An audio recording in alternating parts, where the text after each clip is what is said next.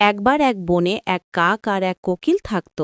দুজনেই দেখতে প্রায় একরকম, কালো রঙের শরীর, উজ্জ্বল চোখ, কিন্তু স্বভাব আর বলার আওয়াজই ছিল বড় পার্থক্য। কাক সবসময় কাঁ কাঁ কাঁ করে ডেকে সবার বিরক্তি বাড়াত, আর কোকিলের সুমধুর ডাক কুহু কুহু শুনে সবাই আনন্দে ভরে যেত। কাকের খুব রাগ হতো। সে ভাবল, আমার গলা যদি কোকিলের মতো মিষ্টি হতো তবে আমাকেও সবাই ভালোবাসত। একদিন কাক কোকিলকে বলল, বন্ধু, তোমার গলা ধার দাও, আমি একদিন ব্যবহার করি। কোকিল হেসে বলল, গলা ধার দেওয়া যায় না। গলার সৌন্দর্য অনুশীলন, ধৈর্য আর স্বভাব থেকে আসে।